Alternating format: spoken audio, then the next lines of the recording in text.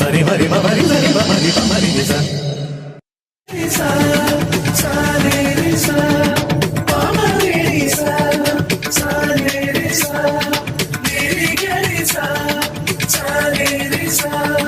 ಸರಿ ಮರಿ ಮರಿ ಸರಿ ಮರಿ ಮರಿ ನಿಸ. ನಮಸ್ಕಾರ. ವಿಶ್ವಂ ವೈಚಾರಿಕ ವಾಹಿನಿಗೆ ತಮ್ಮೆಲ್ಲರಿಗೂ ಪ್ರೀತಿಯ ಸ್ವಾಗತ. ನೀವು ನೋಡ್ತಾ ಇದ್ದೀರಿ ಕಾಫಿ ಕಟ್ಟೆಯ ನೇರ ಪ್ರಸಾರ. ಇದು ದಿನಪತ್ರಿಕೆಗಳಲ್ಲಿ ಬಂದಿರುವಂಥ ಕೆಲವು ಸುದ್ದಿಗಳನ್ನು ಇಟ್ಕೊಂಡು ನಾವು ಒಂದಷ್ಟು ಚರ್ಚೆ ಮಾಡ್ತೇವೆ. ಇವತ್ತಿನ ನಮ್ಮ ವಿಶೇಷ ಅತಿಥಿ ಗುಂಡಿಗೆರೆ ವಿಶ್ವನಾಥ್ ಅವರು. ಇವರು ಕವಿಗಳು, ಸಾಹಿತಿಗಳು. ಸರ್, ನಿಮಗೆ ನಮ್ಮ ಈ ಕಾರ್ಯಕ್ರಮಕ್ಕೆ ಪ್ರೀತಿಯ ಸ್ವಾಗತ. ಧನ್ಯವಾದ ಸರ್. ಧನ್ಯವಾದ. ನನ್ನ ಸಹೋದ್ಯೋಗಿಗಳಾದಂಥ ರೆಡ್ಡಿಯವರು ಹಾಗೆ ಮಂಡ್ಯ ರವಿಯವರು ಕೂಡ ನಮ್ಮ ಜೊತೆಗಿದ್ದಾರೆ. ನಿಮಗೂ ಕೂಡ ಈ ಕಾರ್ಯಕ್ರಮಕ್ಕೆ ಪ್ರೀತಿಯ ಸ್ವಾಗತ. ಒಂದಷ್ಟು ಸುದ್ದಿಗಳನ್ನು ನೋಡ್ತಾ ಹೋಗೋಣ. ಮೊದಲಿಗೆ ವಿಜಯವಾಹಿನಿಯಲ್ಲಿ ಬಂದಂಥ ಒಂದು ಮುಂಜಾನೆ ಮಾತು, ಅದನ್ನು ಹೇಳಿ ನಾವು ಮುಂದಿನ ಸುದ್ದಿಗಳಿಗೆ ಹೋಗೋಣ. ಓದಿದ ಪುಟವನ್ನೇ ಓದ್ತಾ ಕುಳಿತರೆ ಮುಂದಿನ ಅಧ್ಯಾಯವನ್ನು ಅಧ್ಯಯನ ಮಾಡೋದು ಯಾವಾಗ? ಒಂದೇ ಕಡೆ ನಿಂತ್ಕೊಂಡ್ರೆ ಮುಂದಿನ ಯಾವಾಗ? ಹಿಡಿದ ಕೆಲಸ ಮುಗಿಸಿ ಮುಂದೆ ಸಾಗಬೇಕು, ಅದೇ ಜಾಣತನ ಅಂತ ಹೇಳ್ತಾ ಮುಂಜಾನೆ ಮಾತನ್ನು ಹೇಳ್ತಾ ನಿಮಗೂ ಶುಭ ಮುಂಜಾನೆಯನ್ನು ಹೇಳ್ತಾ ಕೆಲವೊಂದಷ್ಟು ಸುದ್ದಿಗಳನ್ನು ನೋಡೋಣ. ಒಂದು ದುರಂತ ಘಟನೆ ನಡೆದಿದೆ. ನಿದ್ರೆಯಲ್ಲಿದ್ದವರು ಚಿರನಿದ್ರೆಗೆ ಹೋಗಿದ್ದಾರೆ. ಹಿರಿಯೂರು ಬಳಿ ಖಾಸಗಿ ಬಸ್ಗೆ ಲಾರಿ ಡಿಕ್ಕಿ ಹೊಡೆದು 6 ಜನ ಸಜೀವ ದಹನ. ಬೆಳಗಿನ ಜಾವ 2 ಗಂಟೆಗೆ ನಡೆದಂಥ ಈ ದುರಂತ. ಎದುರಿನಿಂದ ಬರ್ತಿದ್ದ ಲಾರಿ ರಸ್ತೆ ವಿಭಜಕ್ಕೆ ದಾಟಿ ಬಸ್ಗೆ ಡಿಕ್ಕಿ ಹೊಡೆದಿದೆ. ಅದರಿಂದ ಹೊತ್ತಿ ಹೊಡೆದ ಸ್ಲೀಪರ್ ಕೋಚು, 5 ಪ್ರಯಾಣಿಕರು, ಓರ್ವ ಚಾಲಕ ಸಜೀವ ದಹನ ಅಂತ ಬಂದಿದೆ. 28 ಪ್ರಯಾಣಿಕರಿಗೆ ಗಂಭೀರವಾದಂಥ ಗಾಯ ಆಗಿದೆ. ಪ್ರಧಾನಿಯಿಂದ 2 ಲಕ್ಷ ಪರಿಹಾರವನ್ನು ಘೋಷಿಸಿದ್ದಾರೆ. ರಾಜ್ಯ ಸರ್ಕಾರದಿಂದ 5 ಲಕ್ಷ ಪರಿಹಾರವನ್ನು ಘೋಷಣೆ ಮಾಡಿದ್ದಾರೆ.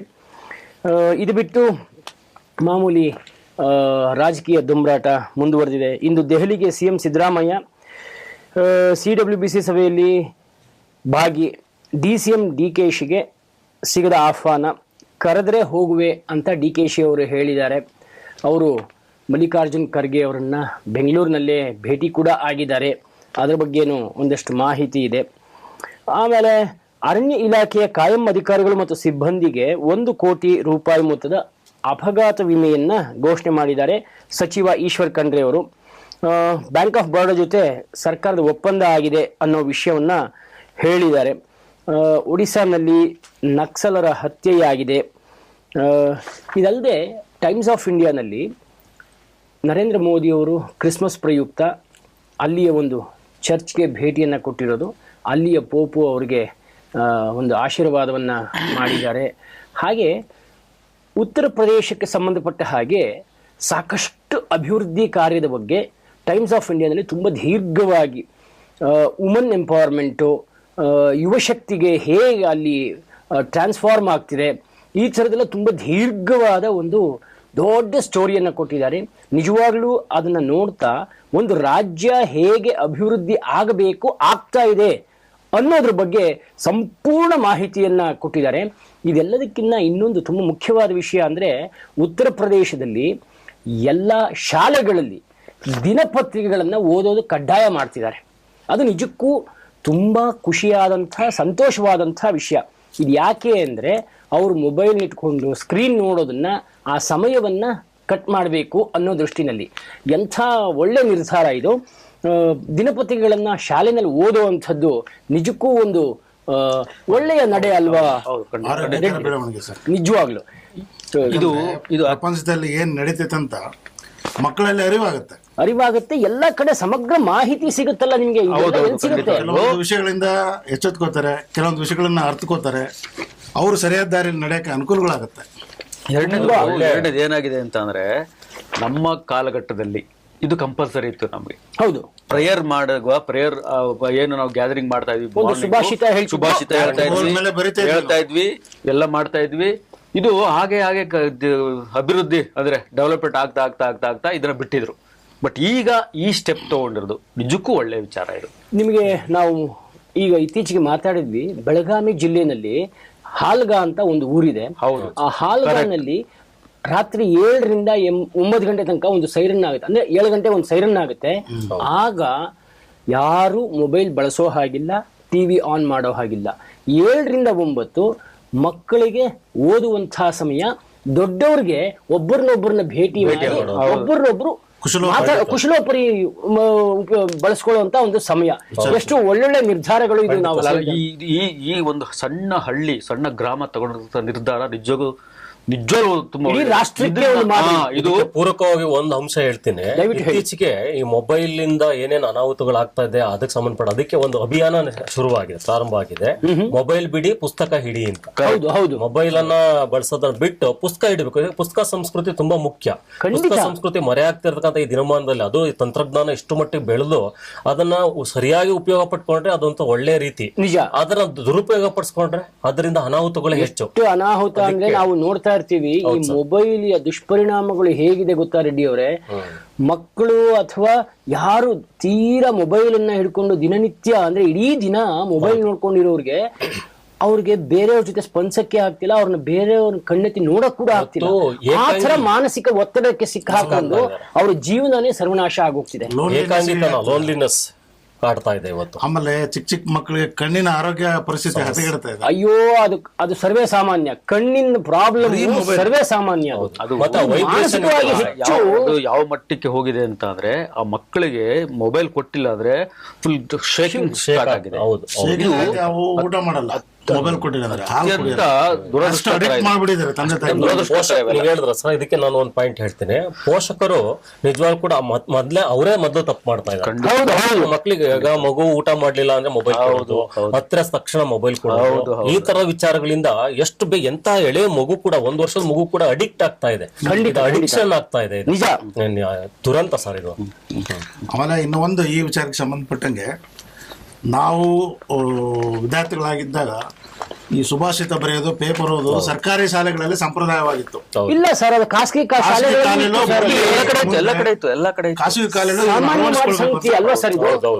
ಇಲ್ಲ, ಅದಕ್ಕೊಂದು ಪೂರಕವಾಗಿ ಸರ್ಕಾರಿ ಶಾಲೆಗಳಲ್ಲಿ ಇವತ್ತು ಇದೆ. ನಾನೊಬ್ಬ ಶಿಕ್ಷಕ ಕೂಡ. ನಮ್ಮ ಶಾಲೆಯಲ್ಲಿ ಪ್ರತಿನಿತ್ಯ ಪತ್ರಿಕೆಯನ್ನ ಮುಖ್ಯಾಂಶಗಳನ್ನ ಓದಿಸಿ ತದನಂತರ ಸುಭಾಷಿತಗಳನ್ನ ಪ್ರತಿನಿತ್ಯ ಹೇಳಿಸಿ ಆ ನಂತರ ನಾವು ಪ್ರೇಯರ್ ಇಂದ ಶಾಲೆ ತರಗತಿ ಕೋಣೆಗಳಿಗೆ ಕಳಿಸುವಂತದ್ದು ಇವತ್ತು ನಡೀತಾ ಇದೆ ಸರ್ಕಾರಿ ಶಾಲೆಗಳಲ್ಲಿ. ಅದು ಖಾಸಗಿ ಶಾಲೆಯಲ್ಲಿ ನಡೀತಾ ಇದೆಯೋ, ಕೆಲವು ಆಯ್ದ ಶಾಲೆಗಳು ನಡೀತಿರ್ಬೋದು, ಎಲ್ಲಾ ಶಾಲೆಗಳು ಸಂಪೂರ್ಣವಾಗಿ ಅದು ಬಿಟ್ಟೋಗಿರಬಹುದು. ಬಟ್ ನಾವು ಇದ್ದಾಗ ಖಂಡಿತವಾಗ್ಲೂ ಇತ್ತು. ಇದು ನಿಜವಾಗ್ಲೂ ಒಂದು ಒಳ್ಳೆ ಬೆಳವಣಿಗೆ. ಬೆಳೀಲಿ. ಎಲ್ಲರೂ ಪತ್ರಿಕೆಗಳನ್ನು ಓದೋ ಹವ್ಯಾಸವನ್ನ ಮುಂದುವರಿಸಲಿ. ಆ ಒಂದು ರಂಗದ ಒಂದು ಏನು ಹೇಳ್ತೀವಿ ಹೆದರಿಕೆ ಬರಬಾರ್ದು ಅನ್ನೋದನ್ನ ಆ ಚಿಕ್ಕ ವಯಸ್ಸಿನಲ್ಲೇ ಅಂದ್ರೆ ನಾವೇ ಓದ್ಬೇಕಿತ್ತು ಪೇಪರ್ ಜನಗಳ ಮುಂದೆ. ನಮ್ಮ ಪ್ರೌಢಶಾಲೆಯಲ್ಲಿ ನಮ್ಗೆ ಈ ಹವ್ಯಾಸನ ರೂಢಿಸಿದ್ರು. ನಾನು ಸಿದ್ಧಗಂಗಾ ಪ್ರೌಢಶಾಲೆ ಹುಲಿಕಲ್ಲು, ಸಾಲುಮರ ತಿಮ್ಮಕ್ಕರ್ ಊರು, ಆ ಊರಿನಲ್ಲಿ ನಾನು ಈ ಹವ್ಯಾಸ ಬೆಳೆಸಿದ್ರು. ಆ ನಂತರ ನನಗೆ ಎಷ್ಟು ಹುಚ್ಚು ಬೆಳೀತು ಪತ್ರಿಕೆ ಓದೋ ಹುಚ್ಚು ಅಂದ್ರೆ, ಆಕ್ಚುಲಿ ನಮ್ಮ ಅಜ್ಜಿಯರು ನಮ್ಮನ್ನ ಸಾಕಿ ಬೆಳೆಸಿ ಓದಿಸ್ತಂತವ್ರು. ಆ ಸಂದರ್ಭದಲ್ಲಿ ಅವರು ಹೂವ ಮಾರಿ ಬದುಕ್ತಾ ಇದ್ದಿದ್ದು. ನಾನು ಹೂವ ಮಾರಿ ಹೂವನ್ನೆಲ್ಲ ಹೊರತನೆಗೆ ಹಾಕಿ ಎಲ್ಲಾನು ಮನೆಗೆ ಹಾಕಿ ನಂತರ ಬಂದು ಯಾರ್ದೋ ಅಂಗಡಿಲಿ ಇಸ್ಕೊಂಡು ಪತ್ರಿಕೆ ಓದ್ಬಿಟ್ಟು ಆಮೇಲೆ ಕಾಲೇಜಿಗೆ ಹೋಗ್ತಾ ಇದೆ. ಆ ಪತ್ರಿಕೆ ಓದ್ಲೇ ನಂಗೆ ಸಮಾಧಾನನೇ ಇರ್ತಿರಲಿಲ್ಲ. ಶಾಲೆಯಲ್ಲಿ ಬೆಳೆಸಿದಂತ ಹವ್ಯಾಸ ನನ್ಗೆ ಹಂಗ ರೂಢಿ ಆಗ್ತಾ ಬಂತು. ನಮ್ಮ ಜನರೇಷನ್ ಅವ್ರಿಗೆ ನಿಜವಾಗ್ಲೂ ನಾವೆಲ್ಲ ಪೇಪರ್ ಓದೇ ಬೆಳೆದಿರೋರು, ನಮಗೆ ಪೇಪರ್ ಬಹಳ ಅವಶ್ಯಕ ಅನ್ಸುತ್ತೆ.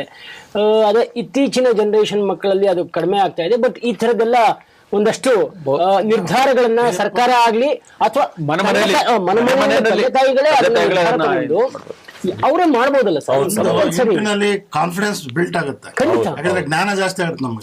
ಎಲ್ಲಿ ಏನ್ ನಡೀತದೆ, ಏನ್ ಆಗ್ತಾ ಇದೆ, ತಿಳುವಳಿಕೆ ಜ್ಞಾನ ನಮ್ಗೆ. ಜಗತ್ತಿನಲ್ಲಿ ಏನಾಗ್ತದೆ ವಿದ್ಯಮಾನಗಳು ಅದೆಲ್ಲರ ಅರಿವು ಬರುತ್ತೆ. ಮಕ್ಕಳಿಗೆ ಅದರ ಅವಶ್ಯಕತೆ ತುಂಬಾ ಇದೆ ಅಂತ ಹೇಳ್ತೀನಿ. ಎಷ್ಟೋ ಮಕ್ಕಳು ಕೇಳಿ ಕರ್ನಾಟಕದ ಮುಖ್ಯಮಂತ್ರಿ ಯಾರಂದ್ರೆ ಮೋದಿ ಅಂತಾರೆ.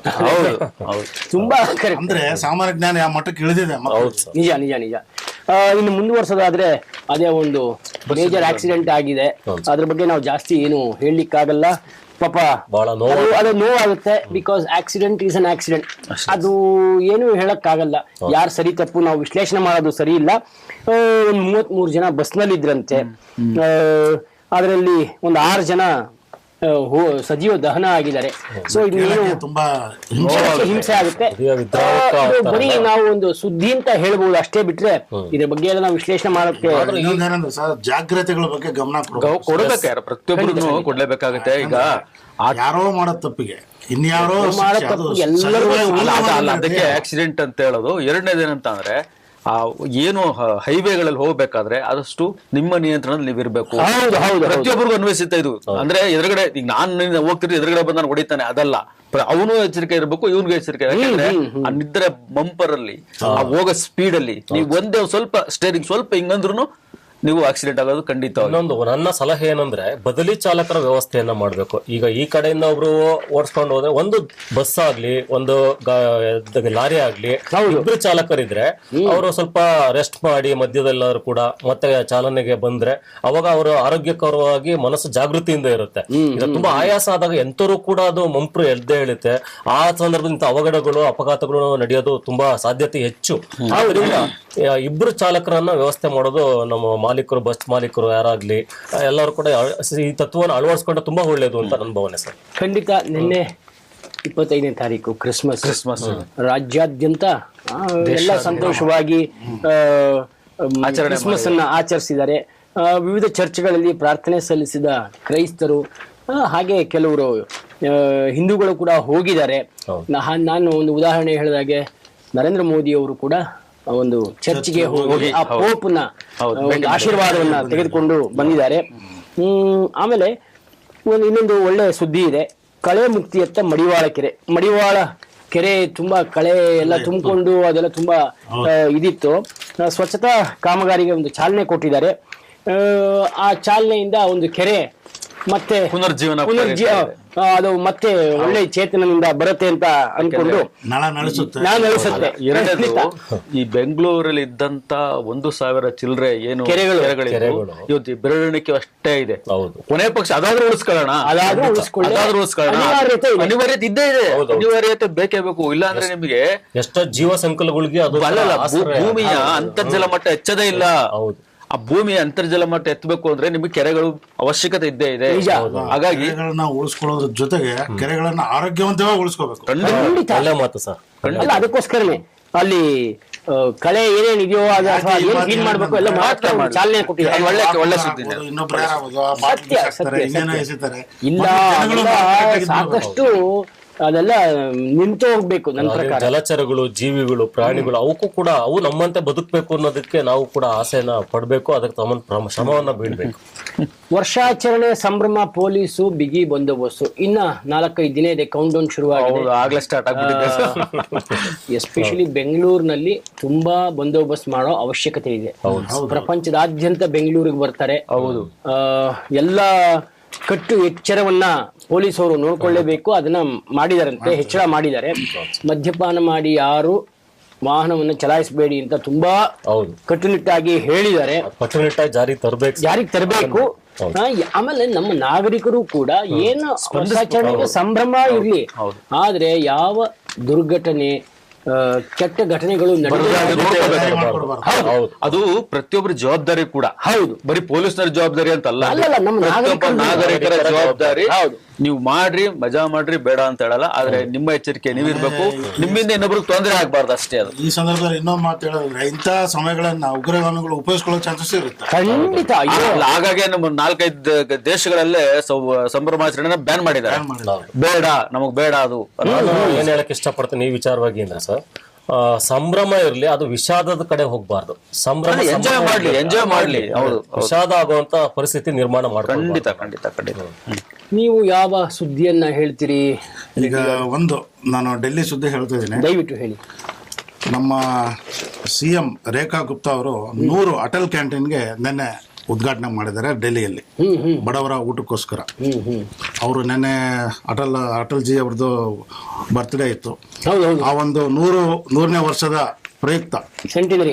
ಹಾಗಾಗಿ ಅವರು ಇದನ್ನ ಉದ್ಘಾಟನೆ ಮಾಡಿದ್ದಾರೆ. ಅದೊಂದು ಇಂಪಾರ್ಟೆಂಟ್ ವಿಚಾರ. ಬಡಬಗ್ಗರಿಗೆ, ಕೂಲಿ ಕಾರ್ಮಿಕರಿಗೆ ಉಪಯೋಗ ಆಗುತ್ತೆ. ಒಳ್ಳೆಯದಾದ್ರೆ ನಮ್ಮ ಯಾವ ತೊಂದರೆಯೂ ಇಲ್ಲ. ಇಲ್ಲಿ ಇಂದಿರಾ ಗಾಂಧಿ ಕ್ಯಾಂಟೀನ್ ತರ ಆದ್ರೆ ಬಹಳ ಬೇಸರ. ವ್ಯವಸ್ಥಿತವಾಗಿರ್ಬೇಕು. ಅಲ್ವಾ? ಬಡಬಗ್ಗರಿಗೆ ಆಗುತ್ತೆ. ಅದು ಆ ಸ್ಕೀಮ್ಗಳು ಏನೇನ್ ತಲುಪಬೇಕು ತಲುಪಲಿ, ಯಾರ ಆಕ್ಷೇಪನೂ ಇಲ್ಲ. ಆದ್ರೆ ಇಲ್ಲಿ ಬೆಳಗಾವಿಯಲ್ಲಿ ಉಪಯೋಗ ಆಗ್ಬೇಕು. ಇಲ್ಲಿ ಇಂದಿರಾ ಗಾಂಧಿದು ಕ್ಯಾಂಟೀನ್ ನಾವೆಲ್ಲರೂ ನೋಡ್ತಾ ಇದೀವಿ, ಯಾವ ಸ್ಥಿತಿಯಲ್ಲಿದೆ, ಅದನ್ನ ಹೇಗೆ. ಇಲ್ಲಿ ಆತರ ಇದ್ರು ಕೂಡ ಸರ್, ತಮಿಳುನಾಡಲ್ಲಿ ಅಮ್ಮ ಕ್ಯಾಂಟೀನ್ ಅಂತ ಅಲ್ಲಿ ತುಂಬಾ ಜನಕ್ಕೆ ಪ್ರಯೋಜನ ಆಗ್ತಾ ಇದೆ. ಗೊತ್ತು ಹೌದು. ಅದರದ್ದು ಕಾಪಿನ ಇಲ್ಲಿದೆ ಡೆಲ್ಲಿಗೆ ಹೋಗಿದೆ. ಓಕೆ. ಬಟ್ ಬಡಬಗ್ಗರೆ ತಲುಪಬೇಕು, ನೀವು ಹೇಳ್ದಂಗೆ ಕರೆಕ್ಟ್ ಆಗಿ ತಲುಪಬೇಕು. ಹೌದು, ಸದುಪಯೋಗ ಅಂತಾರಲ್ಲ ಅದನ್ನ ಮಾಡ್ಕೊಳ್ಳೋ ರೀತಿಯಲ್ಲಿ ಹೋಗುತ್ತೆ. ಅದಕ್ಕೆ ಸಂಬಂಧಪಟ್ಟಂತೆ ಲಕ್ನೋದಲ್ಲಿ 65 ಅಡಿದು ಒಂದು ಸ್ಟ್ಯಾಚ್ಯೂನ ಪ್ರಧಾನಿಯವರು ಅನಾವರಣ ಮಾಡಿದ್ದಾರೆ, ಅಟಲ್ ಬಿಹಾರಿ ವಾಜಪೇಯಿ ಅವರದನ್ನೇ. ಖಂಡಿತ ಇವ್ರನ್ನ ನಾವು ಎಷ್ಟು ನೆನಪಿಸ್ಕೊಂಡ್ರು ಸಾಲೋದಿಲ್ಲ. ಪ್ರಧಾನಿ ಇದಾಗಿದ್ದಾಗ ವಾಜಪೇಯಿ ಅವರು ಈಗ ರಸ್ತೆಗಳ ಬಗ್ಗೆ ತುಂಬಾ ಕಾಳಜಿ ವಹಿಸಿ ಇಡೀ ರಾಷ್ಟ್ರಾದ್ಯಂತ ಅವರು ಫಸ್ಟ್ ಅವರು ಗಮನ ಕೊಟ್ಟಿದ್ದು ರಸ್ತೆಗಳ ಬಗ್ಗೆ. ಅವರ ಪರಿಕಲ್ಪನೆ ಇವತ್ತು ಇಷ್ಟೆಲ್ಲ ಡೆವಲಪ್ಮೆಂಟ್. ಏನೇ ನಮ್ಮ ರಾಷ್ಟ್ರ ಯಾವುದೇ ಅಭಿವೃದ್ಧಿ ಆಗಬೇಕಾದ್ರೂ ನಮ್ಮ ರಸ್ತೆಗಳು ಚೆನ್ನಾಗಿರ್ಬೇಕು, ಸಾಧ್ಯ ಇದೆ. ಒಂದು ಕಡೆಯಿಂದ ಇನ್ನೊಂದು ಕಡೆಗೆ ಟ್ರಾನ್ಸ್ಪೋರ್ಟೇಷನ್ ಇದೆ, ಸಂಪರ್ಕ ಇದೆ, ಅದು ಚೆನ್ನಾಗಿದ್ರೆ ಮಾತ್ರ ಒಂದು ಅಭಿವೃದ್ಧಿ ಆಗಕ್ಕೆ ಸಾಧ್ಯ. ಬ್ರಿಟಿಷ್ನವರು ಮಾಡಿದ ಮೊದಲನೇ ಕೆಲಸನೇ ಇದು, ಸಂಪರ್ಕ ರೈಲ್ವೆಗಳನ್ನ ಇದಕ್ಕೆ ಚಾಲನೆ ಆಗೋದಕ್ಕೆ ಸಾಕಷ್ಟು ಅನುಕೂಲ ಮಾಡ್ಕೊಟ್ಟದಕ್ಕೆ, ಒಂದು ಸ್ಥಳದಿಂದ ಮತ್ತೊಂದು ಸ್ಥಳ ಬೆಸೆಯೋದಕ್ಕೆ ಕಾರಣ ಆಯ್ತು. ಎಲ್ಲವನ್ನು ಕೂಡ ಒಗ್ಗೂಡಿಸ್ಕೊಂಡು ಹಿಡಿತಕ್ಕೆ ತಗೊಳಕ್ಕೆ ಅದರ ಒಂದು ತಂತ್ರವಾಗಿ ಬಳಸಿದ್ರು ನೋಡಿ. ನಿಜ ಸರಿಯಾಗಿ ಅರ್ಥ ಮಾಡ್ಕೊಳ್ಬೇಕು. ವಿಶ್ವನಾಥ್ ಅವರು ಒಂದು ಸುಂದರವಾದ ಹೆಸರಿಟ್ಟಿದ್ದಾರೆ, ಏನೋ 60 ಅಡಿ ಮೂರ್ತಿ ಅನಾವರಣ ಮಾಡಿದಾರಲ್ಲ, ಅದಕ್ಕೆ ರಾಷ್ಟ್ರೀಯ ಪ್ರೇರಣಾ ಸ್ಥಳ ಅಂತ ಸುಂದರವಾದ ಹೆಸರು. ಅದ್ಭುತವಾದ ಒಳ್ಳೇದಾಯ್ತು. ನಿಮ್ಮ ಯಾವ ಸುದ್ದಿಯನ್ನ ನೀವು ಜನಕ್ಕೆ ಹೇಳಲಿಕ್ಕೆ, ವೀಕ್ಷಕರಿಗೆ ಹೇಳಲಿಕ್ಕೆ ಬಯಸ್ತೀನಿ? ನಾನು ಬಹಳ ವಿಷಾದದಿಂದ ಒಂದು ಸುದ್ದಿ ಹೇಳ್ತಾ ಇದ್ದೀನಿ. ಏನಂದ್ರೆ ಈ ಅಪಘಾತದ ಒಂದು ಸುದ್ದಿ, ಅದು ಪಕ್ಕ ಕೇಳೋಣ. ಜೊತೆಗೆ 37 ಲಕ್ಷ ಕುಟುಂಬಕ್ಕಿಲ್ಲ ಸೂರು ಅಂತ ಸುದ್ದಿ ಬಂದಿದೆ. ನಾನು ಓದ್ದೆ. ಅಂತ ನೋವಾಗುತ್ತೆ ಸರ್. ಇವತ್ತು ಕೂಡ ಈಗ ಸ್ವಾತಂತ್ರ್ಯ ಬಂದು ಇಷ್ಟು ವರ್ಷಗಳಾದ್ರೂ ಕೂಡ, ಈಗ ಸ್ವತಂತ್ರ ಪೂರ್ವದಲ್ಲಿ ಏನಿತ್ತೋ ಬಡತನ ಇತ್ತೋ ಈಗ ಸ್ವತಂತ್ರವನ್ನ ಪಡ್ಕೊಂಡಿದ್ದು ಕೂಡ ಇಷ್ಟು ಜನಕ್ಕೆ ಒಂದು ಸೂರ್ಯನ ವ್ಯವಸ್ಥೆ ಇನ್ನೂ ಮಾಡಕ್ ಆಗಿಲ್ಲ. ನಾವು ಆ ತರದ ಸ್ಥಿತಿನಲ್ಲಿ ನಮ್ಮ ಜನ ಬದುಕ್ತಾ ಇದ್ದಾರೆ ಅಂದ್ರೆ ಬಹಳ ವಿಷಾದ ಅನ್ಸುತ್ತೆ, ನೋವು ಅನ್ಸುತ್ತೆ. ಹೌದು ರವಿ, ಅದೇ ಸ್ವಾತಂತ್ರ್ಯದ ಸಮಯದಲ್ಲಿ ನಮ್ಮ ಬಡತನ ತುಂಬಾ ಅತಿಯಾಗಿತ್ತು.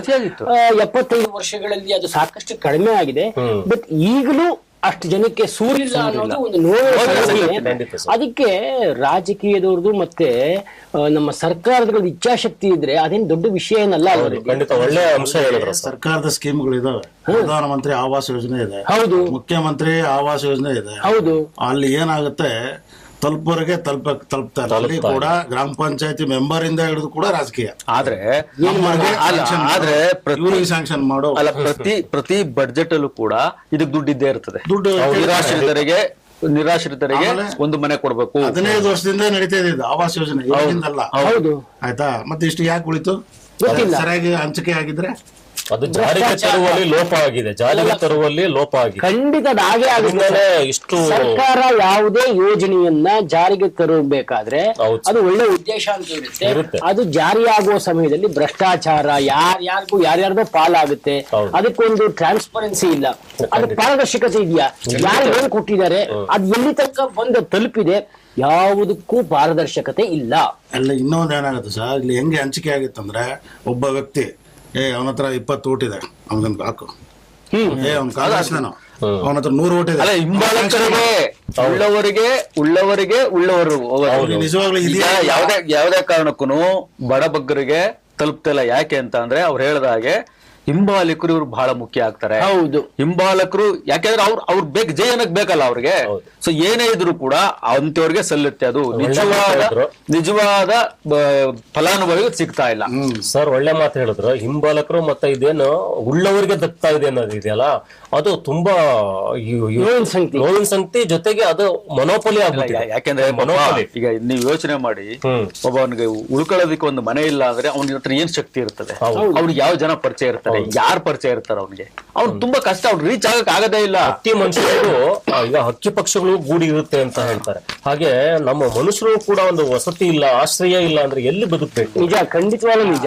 ಈ ಸಂದರ್ಭದಲ್ಲಿ ಒಂದು ಮಾತು ಹೇಳ್ತೀನಿ ಸರ್. ಯಾರೋ ಬಾಂಗ್ಲಾದೇಶದವರಿಗೆ ಆಧಾರ್ ಕಾರ್ಡ್ ಕೊಡೋದು ಗೊತ್ತು, ರೇಷನ್ ಕಾರ್ಡ್ ಕೊಡೋದು ಗೊತ್ತು ನಿಮ್ಗೆ. ಭಾರತದವರಿಗೆ ಒಂದು ವಸತಿ ಕೊಡಕ್ ಗೊತ್ತಿಲ್ಲ ನಿಮ್ಗೆ? ಯಾಕೆ ಗೊತ್ತಿಲ್ಲ? ಸೊ ಮುಂದಿನ ವಿಚಾರಕ್ಕೆ ಹೋಗೋದಾದ್ರೆ ನೆರೆಯ ರಾಷ್ಟ್ರ ಬಾಂಗ್ಲಾದಲ್ಲಿ ಮತ್ತೊಬ್ಬ ಹಿಂದೂ ಬರ್ಬರ ಹತ್ಯೆ, ಹಲವು ಹಿಂದೂಗಳ ಮನೆಗೆ ದಾಳಿ, ಬೆಂಕಿ.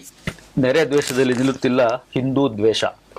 ಅಲ್ಲೆಲ್ಲ ಏನ್ ಮಾಡ್ತಾ ಇದಾರೆ ಇವಾಗ ಅಂತ ಅಂದ್ರೆ, ಯಾರ್ಯಾರು ಹಿಂದೂ ಕುಟುಂಬಗಳಿದೆ ಟಾರ್ಗೆಟ್ ಮಾಡ್ತಾ ಇದಾರೆ. ಹೌದು, ಮುಂದೆಗಡೆಯಿಂದ ಚಿಲ್ಕ ಲಾಕ್ ಮಾಡೋದು, ಬೆಂಕಿ ಹಾಕೋದು. ನಿಜ, ಒಂದು ಕುಟುಂಬಕ್ಕೆ ಹಾಗೆ ಆಗಿದೆ ಪಾಪ. ಅವರು 6 ಜನ 7 ಜನ ಏನೋ ಸರ್ಕಸ್ ಮಾಡಿ ಮನೆದ ಈಚೆ ಬಂದಿದೆ. ಯಾಕೆ ಇಷ್ಟು ದ್ವೇಷ ಅಸೂಯೆ ಯಾಕೆ ಹಿಂಗ್ ಕಾಡ್ತಾ ಇದೆ? ಎಲ್ರು ಮನುಷ್ಯರೇ, ಎಲ್ರು ಮಾನವರೇ, ಎಲ್ರು ಇದೆ, ಎಲ್ರು ಬದುಕಕ್ಕೆ ಹಕ್ಕಿದೆ, ಬದುಕ್ಲಿ. ಆ ವಿಶಾಲ ಮನೋಭಾವ, ವಿಶಾಲ ಬೆಳೆಸ್ಕೊಳ್ಬೇಕು ಸರ್. ಇದು ಧರ್ಮಗಳ ನಡುವೆ, ಜಾತಿಗಳ ನಡುವೆ ದ್ವೇಷ, ಅಸೂಯೆ, ವೈಷಮ್ಯ ಇಲ್ಲ ಅಂತ ಇಲ್ಲ. ಸೌಹಾರ್ದದಿಂದ ಬದುಕೋದನ್ನ ನಾವು ಮಾನವ ಜೀವಿಗಳು ಕಲಿಬೇಕಾಗಿದೆ ಸರ್. ಅಲ್ಲ, ಇದ್ರ ಬಗ್ಗೆ ಖಂಡಿತವಾಗಿ ಇದ್ರ ಬಗ್ಗೆ ಸೆಂಟ್ರಲ್ ಗವರ್ಮೆಂಟ್ ಇಮಿಡಿಯೇಟ್ ಆಕ್ಷನ್ ತಗೊಳ್ಳೇಬೇಕಾಗತ್ತೆ. ಇಲ್ಲ ಅಂದ್ರೆ ಅವ್ರಿಗೆ ಕೇಳೋರು ದಿಕ್ಕಿಲ್ದಂಗ ಆಗುತ್ತೆ. ಅವ್ರ ನರಮೇಧಗಳು ಇದು ನಡೀತಾನೆ ಇರ್ತದೆ. ಇಂತ ದಬ್ಬಾಳಿಕೆ ಜಾಸ್ತಿ ಆಗ್ತಾನೆ ಇರ್ತದೆ. ಇಮಿಡಿಯೇಟ್ ಆಗಿ ಇದನ್ನ ದಯವಿಟ್ಟು ಕೇಂದ್ರ ಸರ್ಕಾರದವರು ತಗೊಳ್ಳೇಬೇಕಾಗತ್ತೆ. ಸ್ಟೆಪ್ ತಗೊಂಡು ಅದೇನಿದೆ ಅನ್ಯಾಯ ಆಗಿದೆ ಅದು ಸರಿಪಡಿಸಬೇಕಾಗುತ್ತೆ. ಯಾರಿಗೆ? ನಮ್ಮ ಹಿಂದೂ ಅನ್ನೋದಕ್ಕಿಂತ ನಮ್ಮ ಭಾರತೀಯ ಯಾವುದೇ ನಾಗರಿಕ ಇರಲಿ ಬೇರೆ ರಾಷ್ಟ್ರಗಳಲ್ಲಿ ರಕ್ಷಣೆ ಮಾಡಬೇಕಾಗಿರೋದು. ಈ ತರ ಘಟನೆ ಆಗೋದ್ರಲ್ಲಿ ಬೇರೆ ದೇಶಗಳ ಕುತಂತ್ರ ಇದೆ ಅನ್ನೋದು ಶತಸಿದ್ಧ. ಅಲ್ಲಲ್ಲ, ಅದು ಪ್ರೂವ್ ಆಗೋಗಿದೆ. ಅದೆಲ್ಲ ಶುರುವಾಗಿರೋದು ಪಾಕಿಸ್ತಾನದ ಕುತಂತ್ರದಿಂದ. ಅಲ್ಲಿ ಶುರುವಾಗಿರೋ ಜೊತೆಗೆ ಅಮೆರಿಕದ ಒಂದು ನೆನ್ನೆ ಸುದ್ದಿ ಕೇಳಿದೆ, ಕಾರಣದ ಕೈ ಅದು. ಇನ್ನೊಂದು ಆಯುರ್ವೇದ ಸಂಶೋಧನೆ ಹೆಚ್ಚಲಿ ಅನ್ನೋದ್ರ ಬಗ್ಗೆ ಒಂದು ಮಾಹಿತಿ ಇದೆ. ಸರ್ಕಾರಗಳಿಗೆ ಒತ್ತಾಯ ಕೂಡ ಇದೆ. 2ನೇ ಆಯುರ್ವೇದ ವಿಶ್ವ ಸಮ್ಮೇಳನಕ್ಕೆ ಒಂದು ಚಾಲನೆ ಸಿಕ್ಕಿದೆ. ಗಿರಿಧರ್ ಕಜೆ ಅವರ ನೇತೃತ್ವದಲ್ಲಿ. ಆಮೇಲೆ ಧರ್ಮಾಧಿಕಾರಿ ವೀರೇಂದ್ರ ಹೆಗಡೆ ಅವರು ಕೂಡ ಅದರಲ್ಲಿ ಭಾಗವಹಿಸಿದ್ರು. ಮಕ್ಕಳಿಗೆ ಆಯುರ್ವೇದವನ್ನ ಪರಿಚಯಿಸಿ ಅಂತ. ಇದು ಬಹಳ ಮುಖ್ಯವಾದ ಸಂಗತಿ ಅಲ್ವಾ ವಿಶ್ವನಾಥ್? ಆಯುರ್ವೇದದ ಬಗ್ಗೆ ನಮ್ಮ ಮಕ್ಕಳಿಗೆ ಹೆಚ್ಚು ಜ್ಞಾನವನ್ನ ಕೊಡೋದು ಬಹಳ ಮುಖ್ಯ. ಯಾಕಂದ್ರೆ ನಮ್ಮ ಕಾಲದಲ್ಲೂ ಕೂಡ ನಮ್ಮ ಹಿರಿಯರು ಅಂದ್ರೆ ಅಜ್ಜಿ ತಾತ ಇವರುಗಳೆಲ್ಲ ಸಣ್ಣ ಒಂದು ಮನೆಯಲ್ಲಿರುವಂತ ಹರಳೆಕಾಯಿ, ಅರಿವಿನ ತಿನಿಸಿ, ಜ್ವರ ಆಗಿರ್ಬಹುದು, ನೆಗಡಿ, ಕೆಮ್ಮು ಇವುಗಳನ್ನೆಲ್ಲ ತಡೆಗಟ್ತಾ ಇದ್ರು. ಎಲ್ಲ ಅಲೋಪತಿ ಅಂತೀವಿ, ಅದಾದ್ರೆ ಹಾಗಿರ್ಲಿಲ್ಲ. ನಮ್ಮ ಇಮ್ಯುನಿಟಿನ ಬೂಸ್ಟ್ ಮಾಡ್ತಿದ್ರು. ಈ ಮಾಹಿತಿಗಳು ಮತ್ತೆ ಆಯುರ್ವೇದದ ಬಗ್ಗೆ ಸಂಪೂರ್ಣ ಮಾಹಿತಿಗಳು ನಮ್ಮ ಮಕ್ಕಳಿಗೆ ಸಿಗಬೇಕು. ಹಿಂದಿನ ಕಾಲದಲ್ಲಿ ನಮ್ಮ ಅಜ್ಜಿ ತಾತ ಯಾರಾಗ್ಲಿ ತಂದೆ ತಾಯಿಗಳು ಏನ್ ಮಾಡ್ತೀವಿ, ಒಳ್ಳೆ ಮಾತು ಹೇಳಿದ್ರ, ಗಿಡಮೂಲಿಕೆಗಳಿಂದ ನಮ್ಗೆ ಆರೋಗ್ಯವನ್ನ ವೃದ್ಧಿ ಮಾಡ್ತಾ ಇದ್ರು. ಅದು ನಮ್ಗೆ ಯಾವ್ದೇ ಸೈಡ್ ಎಫೆಕ್ಟ್ ಆಗ್ತಾ ಇರ್ಲಿಲ್ಲ. ನಮ್ಮ ಹೆಚ್ಚಿನ ಆರೋಗ್ಯವನ್ನ ಇಮ್ಯುನಿಟಿನ ಹೆಚ್ಚು ಮಾಡ್ತಾ ಇತ್ತು. ಒಂದು ಕಫ ಕಟ್ಟಿದ್ರೆ ಕಷಾಯ ಕೊಡುವಂಥದ್ದು, ಅಥವಾ ಎಲ್ಲ ಬಿದ್ದ ಬೇಲಿ ಸೊಪ್ಪು ಹಾಕಿ ಅರಿಶಿನ ಹಾಕಿ ಗಾಯ ಬಂದಿದ್ರೆ ಅರಿಶಿನ ಕೊಬ್ಬರಿ ಮಿಕ್ಸ್ ಮಾಡ್ಬಿಟ್ಟು ಗಾಯ ಆಂಟಿಬಯೋಟಿಕ್ ಅದು ಅನ್ಎಜುಕೇಟೆಡ್ಸ್ ಮಾಡ್ತಿದ್ರೆ ಏನ್ ಕೆಲಸ ಸರ್?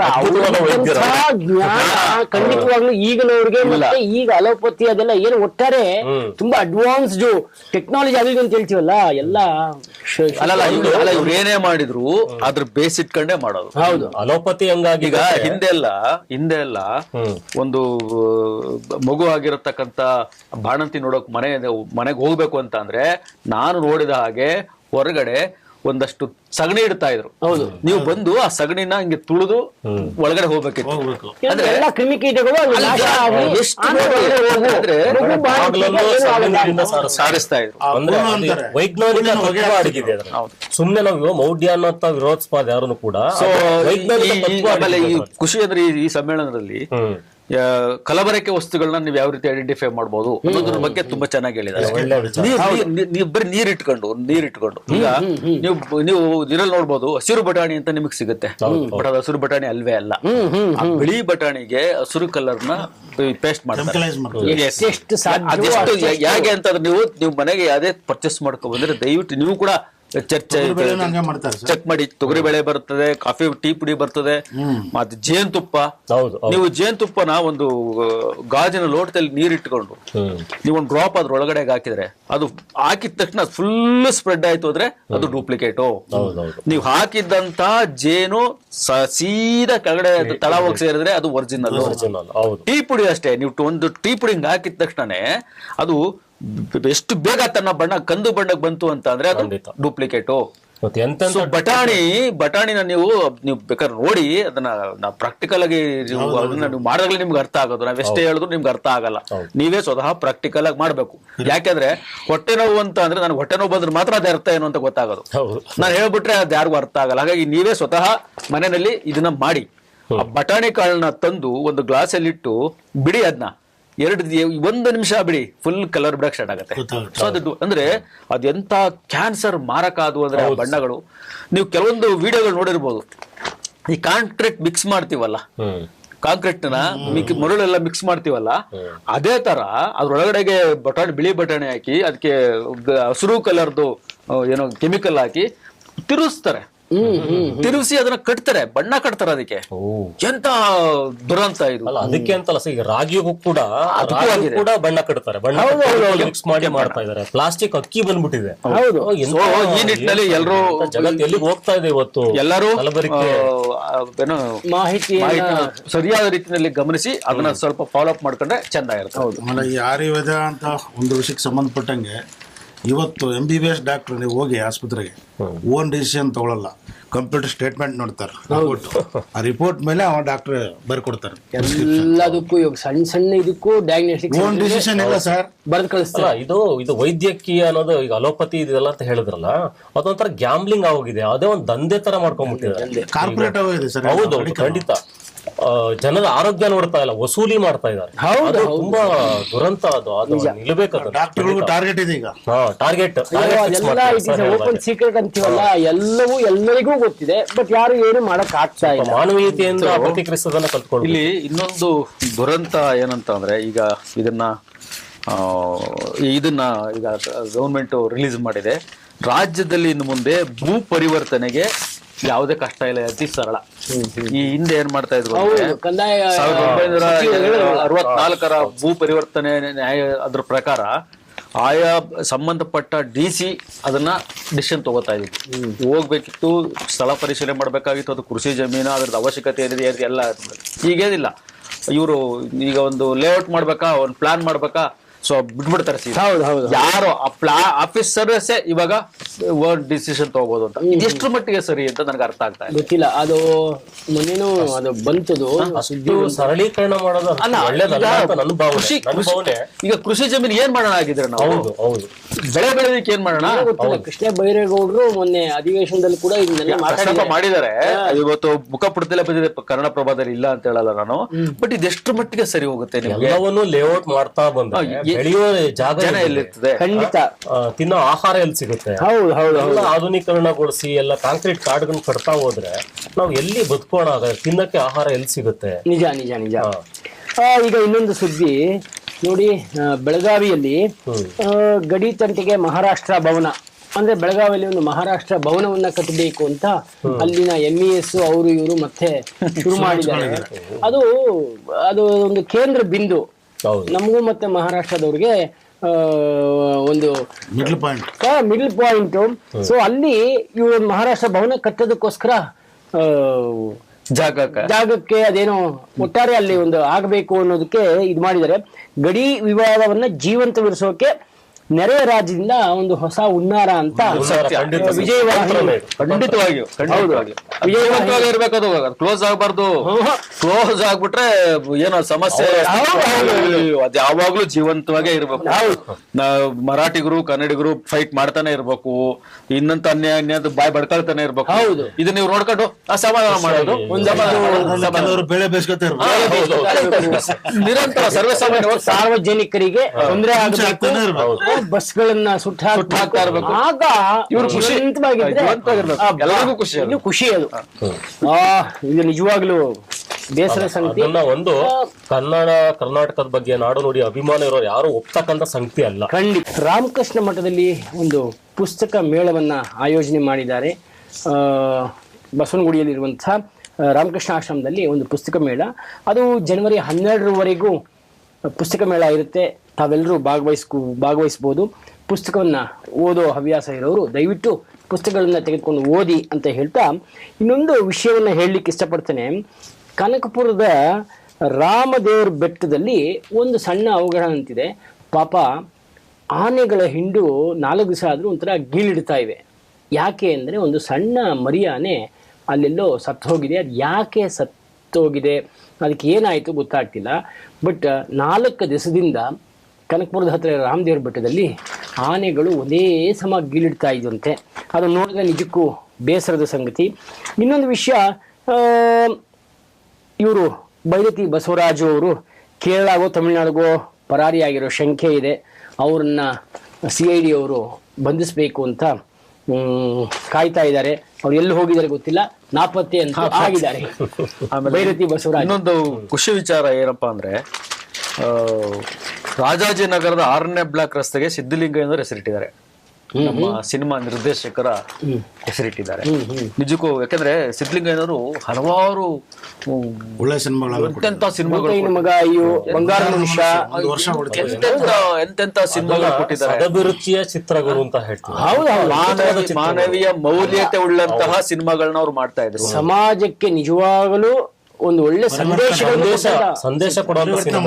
ಆಮೇಲೆ ಎಷ್ಟೋ ಮಹನೀಯರು ಹಿಂದೆ ಈ ಸಮಾಜಕ್ಕೋಸ್ಕರ ತುಂಬಾ ಒಳ್ಳೊಳ್ಳೆ ಕೆಲಸಗಳನ್ನ ಮಾಡಿದ್ದಾರೆ. ಅವ್ರು ನೆನಪುಗಳಂತ ಒಂದು ಎಲ್ಲಿಯೂ ನಾವು ನೋಡೋದೇ ಇಲ್ಲ. ಇದಕ್ಕೆ ಪೂರಕವಾಗಿ ನಾನು ಏನ್ ಹೇಳಲಿಕ್ಕೆ ಇಷ್ಟಪಡ್ತೀನಿ ಅಂದ್ರೆ, ನಮ್ಮ ಮದ್ದೂರು ಪಟ್ಟಣದಲ್ಲಿ ಗುರುಶಾಂತಪ್ಪ ಅಂತ ಹೇಳಿ, ಅವತ್ತಿನ ಕಾಲಕ್ಕೆ ಹಾಸ್ಪಿಟ್ಲೇ ಇರ್ಲಿಲ್ಲ ಮದ್ದೂರಲ್ಲಿ. ಅವರು ಆಸ್ಪತ್ರೆ ಪ್ರಾರಂಭಿಸೋದಕ್ಕೋಸ್ಕರ ಮದ್ದೂರಿನ ಹೃದಯ ಭಾಗದಲ್ಲಿ ತಮ್ಮ 4 ಎಕರೆ ಜಮೀನನ್ನ ಹಾಸ್ಪಿಟಲ್ಗೋಸ್ಕರ ಮೀಸಲಾಗಿಡ್ತಾರೆ. ಅದು ಅದಲ್ದೇನೆ ಹೊರಗಡೆಯಿಂದ ಎಕ್ವಿಪ್ಮೆಂಟ್ಸ್ ತರಿಸಿ ಆಸ್ಪತ್ರೆನ ಪ್ರಾರಂಭ ಮಾಡಿಸೋದಕ್ಕೂ ಕೂಡ ಇವರು ತುಂಬಾನೇ ಕಷ್ಟಪಡ್ತಾರೆ. ಇಂಥ ಮಹನೀಯರ ಹೆಸರುಗಳನ್ನ ನಾವು ನೆನಪಿಸ್ಕೋಬೇಕಾಗಿರೋದು ನಿಮ್ಮೆಲ್ಲರ ಆದ್ಯ ಕರ್ತವ್ಯ. ಆದ್ರೆ ದುರಂತ ಅಂದ್ರೆ, ಮದ್ದೂರು ಪಟ್ಟಣದಲ್ಲಿ ಒಂದೇ ಒಂದು ರಸ್ತೆಗಾಗ್ಲಿ ಒಂದು ಸರ್ಕಲ್ಗಾಗ್ಲಿ ಈ ಅಪ್ಪನ ಹೆಸರಿಟ್ಟಿಲ್ಲ. ಇದು ದುರಂತ. ದಯವಿಟ್ಟು ಪುರಸಭೆಯ ಯಾರೇ ಆಗಿರ್ಬಹುದು, ಮದ್ದೂರ್ಗೆ ಸಂಬಂಧಪಟ್ಟ ಯಾರೇ ಆಗಿರ್ಬಹುದು, ದಯವಿಟ್ಟು ಈ ನಿಟ್ಟಿನಲ್ಲಿ ಒಂದು ಒಳ್ಳೆ ಸ್ಟೆಪ್ ತಗೊಳ್ಬೇಕಾಗುತ್ತೆ. ಯಾಕೆಂತಂದ್ರೆ ಇವತ್ತಿನ ಕಾಲದಲ್ಲಿ ನಿಮ್ಗೆ ಗೊತ್ತಿದೆ ಎಷ್ಟು ಒಂದೊಂದು ಎಕರೆ ಜಮೀನು ಅಥವಾ ಯಾರು ₹1 ಯಾರು ಕೊಡ್ತಾರೆ. ಅದರಲ್ಲಿ 4 ಎಕರೆ ಭೂಮಿನ ಕೊಟ್ಟು ಇವತ್ತು ಏನೋ ಒಂದು ಗೌರ್ಮೆಂಟ್ ಹಾಸ್ಪಿಟಲ್ ಅಂತ ನಡೆಸ್ತಾ ಇದೆ. ಅದು ಅವ್ರಿದೆ ಅಂದ್ಮೇಲೆ ಅವ್ರ ಹೆಸರು ನೀವು ಯಾಕೆ ಎಲ್ಲೂ ಇಟ್ಟಿಲ್ಲ? ದೊಡ್ಡದು. ದಯವಿಟ್ಟು ಈ ವಿಚಾರದಲ್ಲಿ ಅಲ್ಲಿರತಕ್ಕಂತ ಪುರಸಭೆ ಆಗಿರ್ಬಹುದು ಅಥವಾ ಯಾರೇ ಆಗಿರ್ಬೋದು, ಸಂಬಂಧಪಟ್ಟ ಅಧಿಕಾರಿಗಳಾಗಿರ್ಬೋದು ಅಥವಾ ಜನಸಾಮಾನ್ಯರು ಆಗಿರ್ಬೋದು ಅಥವಾ ಜನಪ್ರತಿನಿಧಿಗಳಾಗಿರ್ಬೋದು, ಇಮಿಡಿಯೇಟ್ ಆಗಿ ದಯವಿಟ್ಟು ಅವ್ರ ಹೆಸರನ್ನ ಎಲ್ಲೋ ಒಂದ್ ಕಡೆ ಇಡೋ ತರ ಒಂದ್ ಮಾಡ್ಬೇಕಾದ್ರೆ ಅವರು ಮುಂದಿನ ಪೀಳಿಗೆಗೆ ಮಾದರಿ ಆಗಿರ್ತಾರೆ. ಏನಿದು ಅಂತ ನಾವು ಹುಡುಕಿದಾಗ ಆ ಹೆಸರಿಂದ ಇರತಕ್ಕಂತ ಒಂದು ಶ್ರಮ ನಾವು ಅಭ್ಯಾಸ ಮಾಡ್ಲಿಕ್ಕೆ ಸ್ಟಾರ್ಟ್ ಮಾಡ್ತೀವಿ. ಖಂಡಿತವಾಗಿ ಅದಕ್ಕೆ ಹೊಸ ಜನರೇಷನ್ ಒಂದು ಪ್ರೇರಣೆ, ಆದರ್ಶ. ನಿಜ. ಇತ್ತೀಚೆಗೆ ನಮ್ಮನ್ನ ಅಗಲಿದ ಡಾಕ್ಟರ್ ಶಾಮನೂರು ಶಿವಶಂಕರಪ್ಪನವ್ರ ಬಗ್ಗೆ ಒಂದು ನುಡಿನಮನ ವಿಶೇಷ ಅಂತ ಒಂದು ದೊಡ್ಡ ಪುಟದಲ್ಲೇ ಅವ್ರ ಬಗ್ಗೆ ಸಂಪೂರ್ಣ ಮಾಹಿತಿಯನ್ನ ಕೊಟ್ಟಿದ್ದಾರೆ. ಶಾಸಕ ಮಾಜಿ ಸಚಿವ ಶಾಮನೂರು ಶಿವಶಂಕರಪ್ಪನವರ ನುಡಿನಮನ ವಿಶೇಷ ಅಂತ ಒಂದು ಇಡೀ ಪೂರ್ತಿ ಇದೆ. ಸೊ ಅವ್ರ ಬಗ್ಗೆ ನಾವು ನಿಜವಾಗ್ಲೂ ತಿಳ್ಕೊಳ್ಳಿಕ್ಕೆ ಅನುಕೂಲ ಆಗ್ತದೆ. ಒಂದು ಬಯೋಗ್ರಫಿ ಮಾಡಿದ್ದಾರೆ. ಅದು ನಿಜಕ್ಕೂ ಸಂತೋಷದ ಸಂಗತಿ. ಹಾಗೆ ವಿಚಾರ ಇದೆ ಸರ್, ಇವತ್ತು ಪ್ರಪಂಚ ಎಷ್ಟು ಸ್ಪೀಡಾಗಿ ಹೋಗ್ತಾ ಇದೆ, ಜನ ಎಷ್ಟು ಎಜುಕೇಟ್ ಆಗಿದ್ದಾರೆ, ಆದರೆ ಇಂಥ ಘಟನೆಗಳು ನಡೀತಾನೆ ಇದ್ದಾವೆ. ವರದಕ್ಷಿಣೆ ಕಿರುಕುಳ, ಆತ್ಮಹತ್ಯೆ, ಅದು ಎಷ್ಟು ಅವಸರ ಇದೆ ಅವ್ರಿಗೆ. ದುಡ್ಡು ಅನ್ನೋದ್ರ ಮದುವೆ ಆಗಿ 1 ತಿಂಗಳಾಗಿಲ್ಲ, ವರದಕ್ಷಿಣೆ ಕಿರುಕುಳ. ಕುಟುಂಬಗಳಲ್ಲಿ ವರದಕ್ಷಿಣೆ ಕಿರುಕುಳ ನಡೀತಾ ಇದೆ. ಇವತ್ತು ಇಷ್ಟು ಎಜುಕೇಶನ್ ಜಾಗೃತಿ ಕೊಟ್ಟರು ಕೂಡ ಈ ತರ ದುರಂತಗಳು ನಡೀತಾ ಇರೋದು ತುಂಬಾ ಅಪಾಯದ ಸಂಗತಿ. ಮಗುನ ಹೆತ್ತು ಹೊತ್ತು ಬೆಳೆಸಿ ಎಜುಕೇಶನ್ ಕೊಟ್ಟು ತಂದೆ ತಾಯಿಗಳು ಸಾಕಿರ್ತಾರೆ. ಸ್ವಲ್ಪ ಮಾನವೀಯತೆ ಬೇಡವಾ? ಹೌದು. ಮತ್ತೊಂದು ಇಲ್ಲೊಂದು ಅಂಶ ನಾನು ಗಮನ ಸೆಳೆಯಕ್ಕೆ ಇಷ್ಟಪಡ್ತೇನೆ. ಒಂದು ವಾಚಕರ ವಾಣಿ ಪತ್ರ ಬಂದಿದೆ, ಆತ್ಮಸಾಕ್ಷಿಯನ್ನು ನುಂಗಿದ ಜಾತೀಯತೆ ಅಂತ. ನಿಜವಾದ ವಿಚಾರ ಪ್ರಸ್ತಾಪ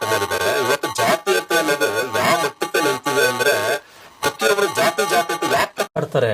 ಜಾತ್ಯತೀತ ನಮ್ಮ ದೇಶದಲ್ಲಿ ಯಾ ಜಾತಿ ಆ ಜಾತಿ ಈ ಜಾತಿ ಆ ಜಾತಿ ಆದ್ರೇನು, ಕುಡಿಯುವುದೊಂದೇ ನೀರು, ಸೇವಿಸೋದೊಂದೇ ಗಾಳಿ, ಸುಡುವಗ್ನಿ ಒಂದೇ ಇರುತ್ತಿರೋ ಕುಲಗೋತ್ರ ಎತ್ತರಣದ ಸರ್ವಜ್ಞ ಅಂತ ನಮ್ಮ ಸರ್ವಜ್ಞ ಹೇಳ್ತಾನೆ.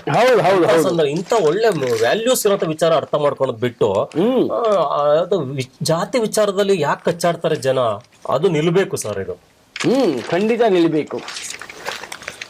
ಈ ಯಲಹಂಕದಲ್ಲಿ ಸರ್ 6,000 ಕೋಟಿ ರೂಪಾಯಿ ವೆಚ್ಚದಲ್ಲಿ ಒಂದು ವಿನೂತನ ಮಾದರಿ ರೈಲ್ವೆ ನಿಲ್ದಾಣ ಮಾಡೋಣ ಅಂತ ಪ್ರಸ್ತಾವನೆ ಕೊಟ್ಟಿದ್ದಾರೆ. ಕೇಂದ್ರ ಸರ್ಕಾರದವ್ರದಾ? ಯಲಹಂಕದಲ್ಲಿ 192 ಎಕರೆ ಗಾಲಿ ಕಾರ್ಖಾನೆದು ಜಾಗ ಇದೆ ಅಂತ. ಹೌದೌದು, ಗೊತ್ತು. ವೀಲ್ ಅಂಡ್ ಆಕ್ಸೆಲ್ ಅಂತ. ಅದರಲ್ಲಿ 15 ಎಕರೆ ರೈಲ್ವೆ ಸ್ಟೇಷನ್ಗೆ ಮೀಸಲಿಟ್ಟು ತುಂಬಾ ಸಂತೋಷ ಒಂದು ವಿಭಿನ್ನವಾದ ಪ್ರಯತ್ನ ಮಾಡಕ್ ಹೊರಟಿದ್ದಾರೆ, ಪ್ರಸ್ತಾವನೆ ಸಲ್ಲಿಸಿದ್ದಾರೆ. ಇಲ್ಲ, ಅದು ನಿಜವಾಗ್ಲೂ ಒಳ್ಳೆ ನಿರ್ಧಾರ. ಒಂದು ಯಲಹಂಕ ಆ ಸೈಡ್ಗೆ ಒಂದು ಬೇಕಾಗಿತ್ತು. ನೋಡಿ, ಕೋಟಾ ರಿಜಿಸ್ಟ್ರೇಷನ್ಗೆ ಜಿಲ್ಲಾ ನೋಂದಣಾಧಿಕಾರಿ ಅಂಕುಶವನ್ನ ಹಾಕ್ತಾರಂತೆ. ಅಂದ್ರೆ ಕೋಟಾ ರಿಜಿಸ್ಟ್ರೇಷನ್ ಆಗದಿರೋ ತರ ನೋಡ್ಕೋತಾ ಇದ್ದಾರೆ. ಸ್ವಯಂ ಪ್ರೇರಿತ ದೂರು ಸ್ವೀಕರಿಸಿ ರದ್ದು ಅಧಿಕಾರ, ಪಿತ್ರಾರ್ಜಿತ ಆಸ್ತಿ ಮೇಲಿನ ವ್ಯಾಜ್ಯಗಳಿಗಿಲ್ಲ ತೊಂದರೆ. ಇದಕ್ಕೆಲ್ಲ ಒಂದು ಅಂಕುಶವನ್ನ ಹಾಕೋದಿಕ್ಕೆ ಒಂದು ಸ್ಟೆಪ್ಸ್ ಅನ್ನ ತಗೊಂಡಿದ್ದಾರೆ. ಆಮೇಲೆ ಜೀವಂತಿಗೆ ತುಳಿಯುವ ಜಿ.ಬಿ. ಹರೀಶ್ಗೆ ಒಂದು ಸನ್ಮಾನವನ್ನು ಮಾಡಿದ್ದಾರೆ. ನಮ್ಮ ದೊಡ್ಡ ಸಾಹಿತಿ ಜಿ.ಬಿ. ಹರೀಶ್ ಅವರು ಮಲ್ಲೇಪುರಂ ಅವರ ಅಭಿಮತ ಸ್ವರ್ಣಪೂರ್ಣ ಅಭಿನಂದನಾ ಕಾರ್ಯಕ್ರಮವನ್ನ ಅವರು ತೆಗೆದುಕೊಂಡಿದ್ದಾರೆ. ಒಳ್ಳೆಯ ಸಂಗತಿ. ನಿಮ್ಮ ಯಾವ ಒಂದು ಪ್ರಜಾವಾಣಿಲಿ ಒಂದು ವರ್ಷದ ಇನ್ನೋಟ ಅಂತ ಕೊಟ್ಟಿದ್ದಾರೆ. ತುಂಬಾ ಅದ್ಭುತವಾಗಿ ಇದು ಪ್ರತಿ ವರ್ಷನೂ ಕೂಡ ಎಲ್ಲಾ ಪತ್ರಿಕೆಗಳು ಮಾಡ್ತಾ ಇದ್ದಾರೆ. ಅದರಲ್ಲಿ ವಿಶೇಷ ಪ್ರಜಾವಾಣಿ ತುಂಬಾ ಚೆನ್ನಾಗಿ ವರ್ಷದ ಇನ್ನೋಟ ಕೊಡ್ತಾರೆ. ಈ ಶುಭಾಂಶು ಶುಕ್ಲಾರ್ ಅಂತರಿಕ್ಷ ಪ್ರಯಾಣ ಮಾಡಿದ್ದಾಗ್ಬೋದು, ಮುಷ್ತಾಕ್ ಅವರಿಗೆ ಏನು ಬುಕರ್ ಪ್ರಶಸ್ತಿ ಬಂದಿದ್ದಾಗ್ಬೋದು, ವಿಚಾರ ಪ್ರಸ್ತಾಪ ಇದೆ. ಅವ್ರ ಟೈಟ್ಲು ಶೀರ್ಷಿಕೆ ಏನ್ ಕೊಟ್ಟಿದ್ದಾರೆ, ಸಿಹಿ ಅಧ್ಯಾಯದಲ್ಲಿ ಕೆಲವು ಕಹಿ ಪುಟಗಳು. ಸಿಹಿ ಅಧ್ಯಾಯ ಇತ್ತು, ಅದರಲ್ಲೂ ಕೆಲವು ಕಹಿ, ಈಗ ದುರಂತ ಹೇಳಿದ್ರ ದುರಂತ ಅಥವಾ ಬೇರೆ ಚಂಡಮಾರುತ ಬಂದಂಥದ್ದು, ಸೈಕ್ಲೋನ್ ನಿಂದ ಹಲವಾರು ಜನ ನೆರೆ ಹಾವಳಿಯಿಂದ ಸತ್ತಂಥದ್ದು, ಇಂತರ ನಡುವೆ ಒಂದಷ್ಟು ಹಲವಾರು ವಿಚಾರ ಪ್ರಸ್ತಾಪ ಮಾಡಿದ್ರೆ. ಮತ್ತೆ GST ದರ ಪರಿಷ್ಕರಣೆ ಮಾಡಿದ್ದು ಒಂದು ಸಂತೋಷದ ಸಿಹಿ ವಿಚಾರ ಕೂಡ. ಆಮೇಲೆ ಇನ್ನೊಂದು ಏನಂದ್ರೆ ಚಿನ್ನ ಬೆಳ್ಳಿ ನಾಗಾಲೋಟ ಅಂತ ಕೊಟ್ಟಿದ್ದಾರೆ. ನೋಡಿ, ಯಾವ್ದು ನಿಲ್ತಾನೆ ಇಲ್ಲ. ಈ ಭೂಮಿ ಬೆಲೆ, ಚಿನ್ನ ಬೆಳ್ಳಿ ಬೆಲೆ ಎಷ್ಟು ನಾಗಾಲೋಟದಂಗೆ ಓಡ್ತಾ ಇದೆ ಅಂತಂದ್ರೆ ಅದ್ ಯಾಕೆ ಅಷ್ಟು ಬೆಲೆ ಏರುತ್ತೆ ಅನ್ನೋದು ಅರ್ಥ ಆಗ್ತಾ ಇಲ್ಲ. ಖಂಡಿತ ಗೊತ್ತಿಲ್ಲ ಸರ್, ಅದರ ಬಗ್ಗೆ ಯಾರು ಏನು ಮಾತಾಡಕ್ಕಾಗಲ್ಲ. ಜಯದೇವ ಆಸ್ಪತ್ರೆಯಲ್ಲಿ ಒಂದು ನೂತನ ರಕ್ತ ಪರೀಕ್ಷಾ ಯಂತ್ರವನ್ನ ಅಳವಡಿಕೆ ಮಾಡಿದ್ದಾರೆ. ಅದೊಂದು ಒಳ್ಳೆ ಹೊಸ ಅಡ್ವಾನ್ಸ್ಡ್ ಒಂದು ಇನ್ಸ್ಟ್ರೂಮೆಂಟ್ ಅನ್ನ ತಂದಿದ್ದಾರೆ. ರಕ್ತ ಪರೀಕ್ಷೆಗೋಸ್ಕರ ಒಂದು ಒಳ್ಳೆ ಅಡ್ವಾನ್ಸ್ಡ್ ಇನ್ಸ್ಟ್ರೂಮೆಂಟ್ ತಂದಿದ್ದಾರಂತೆ. ರೆಡ್ಡಿ ಅವರೇ, ಹೊಸ ಸುದ್ದಿ ಏನಾದ್ರು ಬೇರೆ ನಿಮ್ಮ ಕಲಬುರಗಿಯಲ್ಲಿ ಸರ್? ನಿನ್ನೆ ಧರ್ಮಸಿಂಗ್ ಅವ್ರದ್ದು ಜನ್ಮ ದಿನಾಚರಣೆ ಆಯ್ತು. ಪ್ರಯುಕ್ತ ಪುತ್ಥಳಿ ಮತ್ತು ಮ್ಯೂಸಿಯಂ ಚಾಲನೆಗೆ ಭೂಮಿ ಪೂಜೆ ಮಾಡಿದ್ದಾರೆ. ಸೊ ಇನ್ನೊಂದು ಇದೊಂದು ನಮ್ಮ ಮಾಧ್ಯಮ ಕ್ಷೇತ್ರಕ್ಕೆ ಸಂಬಂಧಪಟ್ಟಿದ್ದು. ನಮ್ಮ ಕನ್ನಡಪ್ರಭ ವರದಿಗಾರರಾಗಿರ್ತಕ್ಕಂಥ ಉಗಮ ಶ್ರೀನಿವಾಸ್ ಅವರಿಗೆ ಸಾಹಿತ್ಯ ಶ್ರೀ ದತ್ತಿ ಪ್ರಶಸ್ತಿ ಬಂದಿದೆ. ತುಮಕೂರು ಜಿಲ್ಲಾ ಕನ್ನಡ ಸಾಹಿತ್ಯ ಪರಿಷತ್ ನೀಡತಕ್ಕಂತಹ ಸಾಹಿತ್ಯ ಶ್ರೀ ದತ್ತಿ ಪ್ರಶಸ್ತಿ ಉಗಮ ಶ್ರೀನಿವಾಸ್ ಅವ್ರಿಗೆ ಬಂದಿದೆ. ಸರ್, ನಿಮಗೆ ಅಭಿನಂದನೆಗಳು. ಇನ್ನೂ ನಿಮ್ಮ ಅಷ್ಟು ಬರವಣಿಗೆ ಇನ್ನೂ ಜಾಸ್ತಿ ಹೆಚ್ಚೆಚ್ಚು ಬರಲಿ ಅಂತ ನಾವು ಈ ಮೂಲಕ ನಿಮಗೆ ಅಭಿನಂದನೆ ಸಲ್ಲಿಸ್ತಾ ಇದ್ದೀವಿ. ಮುಂದಿನ ಇಲ್ಲಿ ಎಲ್ಲ ಸುದ್ದಿಗಳು ನೋಡ್ದು ಕ್ರೀಡಾ ವಿಚಾರಗಳು ಒಂದಷ್ಟು ನಾವು ಪ್ರಸ್ತಾಪ ಮಾಡಬೇಕು. ಇವತ್ತು ವರದಿ ಏನಾಗಿದೆ ಅಂತಕ್ಕಂಥದ್ದು. ಇವತ್ತು ಏನು ಭಾರತಕ್ಕೆ ಸರಣಿ ಗೆಲ್ಲುವ ತವಕ ಅಂತ ಇವತ್ತು ಭಾರತ ಮಹಿಳಾ 2020 ಕ್ರಿಕೆಟ್ ಪಂದ್ಯಾವಳಿ ನಡೀತಾ ಇದೆ. ಪ್ರವಾಸಿ ಶ್ರೀಲಂಕಾ ತಂಡ ಮತ್ತೆ ಭಾರತ ತಂಡ ಎದುರಾಗ್ತಾ ಇದೆ. ಇಂಥ ಸಂದರ್ಭದಲ್ಲಿ ಭಾರತಕ್ಕೆ ಸರಣಿನೇ ಗೆಲ್ತಕ್ಕಂತಹ ಅವಕಾಶ ಇದೆ ದೇಶದ ತಂಡಕ್ಕಿದೆ. ಖಂಡಿತ ಒಳ್ಳೆ ಸಂಗತಿ ಅದು. ನಿಜವಾಗ್ಲೂ ಒಳ್ಳೆ ಸಂಗತಿ. ರಜೆಯ ಖುಷಿ. ಕ್ರಿಸ್ಮಸ್ ರಜೆ ಹಿನ್ನೆಲೆಯಲ್ಲಿ ರಾಜ್ಯದ ಧಾರ್ಮಿಕ ಕ್ಷೇತ್ರಗಳು, ಪ್ರವಾಸಿ ತಾಣಗಳಿಗೆ ಪ್ರವಾಸಿಗರು ಕಿಕ್ಕಿರಿದು ತುಂಬುತ್ತಾ ಇದ್ದಾರೆ. ಕೆಲ ತಾಣಗಳಲ್ಲಿ ಜನಸಾಗರವೇ ಹರಿದು ಬರ್ತಿದೆ. ಮಂತ್ರಾಲಯದ ರಾಘವೇಂದ್ರ ಸ್ವಾಮಿಗಳ ಮಠದಲ್ಲಿ ಭಕ್ತಿ ಸಾಗರ, ಜನವೋ ಜನ ಮಂತ್ರಾಲಯದಲ್ಲಿ ಕ್ರಿಸ್ಮಸ್ ರಜೆ ಪ್ರಯುಕ್ತ. ಹಾಗೆ ಮಂಗಳೂರಿನ ಪಣಂಬೂರು ಬೀಚ್ನಲ್ಲಿ ಜನಸ್ತೋಮ. ಅಂದ್ರೆ ರಜಾ ಸಿಕ್ಕಿರೋದ್ರಿಂದ ಹೌದು. ಎಲ್ಲ ಪ್ರವಾಸ ಕಡೆ ಹೋಗ್ಬಾರ್ದು. ಪ್ರವಾಸಗಳನ್ನ ಹೋಗೋದಕ್ಕೆ ಜನ ಜೀವನ ಜಂಜಾಟ ಎಲ್ಲಾನು ಬಿಟ್ಟು ಕಳ್ಕೊಂಡು ಒಂದು ರಿಲ್ಯಾಕ್ಸ್ ಮೂಡಿ ಬರೋಣ ಅನ್ನೋ ನಿಜ, ನಿಜ, ನಿಜ. ಭಾವನೆ ಇರ್ಬೋದು. ಹಂಪಿನೂ ಕಿಕ್ಕಿರಿತಾ ಇದೆ. ಹಂಪಿನೂ ಅದರದ್ದು ಒಂದಷ್ಟು ಒಂದು ದಿವಸ ರಜೆ ಹಾಕ್ತಾರೆ, ಕಂಟಿನ್ಯೂ ನಮ್ಗೆ ಮಂಡ್ಯವರೆಗೂ ರಜೆ. ಹೌದು ಹೌದು ಹೌದು. ಆಗ್ಲಿ ರಜದ ಮಜಾ ಮಾಡಿ. ಪ್ಲಾನಿಂಗ್ ಆಮೇಲೆ ಇನ್ನೊಂದು ಒಂದು ಬಹಳ ನನಗೆ ಕಾಡ್ತಾ ಇರತಕ್ಕಂತ ಒಂದು ಕ್ವಶನ್ ಅಂದ್ರೆ, ಅರಮನೆ, ಮೈಸೂರಿನ ಅರಮನೆ ಮುಂದೆ ಗ್ಯಾಸ್ ಸ್ಫೋಟ ಒಂದು ಸಾವು. ಗ್ಯಾಸ್ ಅಂತ ಅಂದ್ರೆ ಇದೇನಂತಂದ್ರೆ, ಈ ಬಲೂನ್ಗಳಿಗೆ ನೀವು ನೋಡಿರ್ಬೋದು ಜಾತ್ರೆ ಅಲ್ಲಿ ಬಲೂನ್ಗೆ ಗ್ಯಾಸ್ ತುಂಬ್ತಾ ಇರ್ತಾರೆ. ಗ್ಯಾಸ್ ತುಂಬಿ ಹೀಲಿಯಂ ಗ್ಯಾಸ್ ನ ತುಂಬಿ ಅದು ಮಾರಾಟ ಮಾಡ್ತಕ್ಕಂಥದ್ದು. ಬಟ್ ಇಂಥ ಜನನಿಬಿಡ ಸ್ಥಳಗಳಲ್ಲಿ ಈ ತರದಕ್ಕೆ ನೀವು ಅವಕಾಶ ಕೊಡಬೇಕಾ ಬೇಡವಾ? ಇದು ಯಾವತ್ತಿದ್ರು ಡೇಂಜರಸ್. ಹೌದು. ಅಲ್ಲಿ ಮಕ್ಳು ಇರ್ತವೆ, ಮಹಿಳೆಯರು ಇರ್ತಾರೆ, ಓಡಾಡ್ತಿರ್ತಾರೆ. ಅಷ್ಟು ಜನಸಂದಣಿ ಇರ್ತಕ್ಕಂಥ ಜಾಗದಲ್ಲಿ ಈ ತರದ ಮಾರಾಟಕ್ಕೆ ಅವಕಾಶ ಕೊಡಬೇಕಾ ಬೇಡವಾ? ಅದಕ್ಕೆ ಸೂಕ್ತವಾದ ಎಚ್ಚರಿಕೆಗಳನ್ನ ವಹಿಸ್ಬೇಕು. ಇದು ಡೇಂಜರಸ್ ಅಂತ ಗೊತ್ತಮೇಲೆ ನೀವು ಬ್ಯಾನ್ ಮಾಡಿ. ಹೌದು, ಬೇಡವೇ ಬೇಡ, ಬೇರೆ ಕಡೆ ಸ್ಥಳಾಂತರಿಸಬಹುದಲ್ಲ, ಏನೋ ಮಾಡಿ. ಬಟ್ ಈ ನೋಡಿ, ಅದು ಅರಮನೆ ಮುಂದೆಗಡೆ ನಿನ್ನೆ ರಜಾ ಇದ್ದ ಕಾರಣಕ್ಕೆ ತುಂಬಾ ಜನ ಸೇರಿದ್ದಾರೆ. ಅಲ್ಲಿ ಈ ವ್ಯಕ್ತಿ ಉತ್ತರ ಪ್ರದೇಶದಿಂದ ಬಂದಿರತಕ್ಕಂತ ವ್ಯಕ್ತಿ, ಸಲೀಂ ಅಂತ ಈ ವ್ಯಕ್ತಿ ಹೆಸರು, ಓಕೆನಾ? ಈ ಮನುಷ್ಯ ಅಲ್ಲಿ ಬಂದು ಬಲೂನ್ ಮಾರಾಟ ಮಾಡ್ತಾ ಇದ್ದಾರೆ. ಬಲೂನ್ ಮಾರಾಟ ಮಾಡ್ತಿದ್ದಾಗ ಯಾಕೆ ಅದು ಬ್ಲಾಸ್ಟ್ ಆಗಿದೆ, ಸಿಲಿಂಡರ್ ಬ್ಲಾಸ್ಟ್ ಆಗಿದೆ. ಅಲ್ಲ, ನನಗೆ ಕೇಳೋದಾದ್ರೆ ನಾನು ನೇರವಾಗಿ ಹೇಳಬೇಕು ಅಂತಂದ್ರೆ, ದಯವಿಟ್ಟು ಇಂತಹ ಅವಘಡಗಳಿಗೆ ಅವಕಾಶ ಕೊಡಲೇಬಾರದು. ದಯವಿಟ್ಟು ಇದನ್ನ ನಿಲ್ಲಿಸಬೇಕು. ಅದು ಒಂದು ಜೊತೆಗೆ ದೀಪಾವಳಿ ಪಟಾಕಿ ಮಾರಾಟ ಇರ್ಬೋದು, ಪಟಾಕಿ ಹೊಡೆಯೋ ಸಂದರ್ಭ ಇರುತ್ತಲ್ಲ, ಪಟಾಕಿ ಮಳಿಗೆಗಳು ಮಾಡಿ ಅಲ್ಲೇ ಮಳಿಗೆಗಳೇ ಸ್ಫೋಟ ಆಗ್ತವೆ. ಸೊ ಹಾಗಾಗಿ ಈ ವಿಚಾರದಲ್ಲಿ ಈ ತರದಕ್ಕೆ ಖಂಡಿತವಾಗಿಯೂ ಅಲ್ವಾ ರೆಡ್ಡಿ ಅವರೇ, ಯಾವುದೇ ಕಾರಣಕ್ಕೂ ಇದಕ್ಕೆ ಅವಕಾಶನೇ ಕೊಡಬೇಡಿ. ಇಂಥವ್ರು ಎಲ್ಲೇ ಸಿಕ್ಕರು ಬ್ಯಾನ್ ಮಾಡಿ. ಮಾರಾಟ ಮಾಡ್ಬೇಕಾ ಎಲ್ಲೋ ದೂರ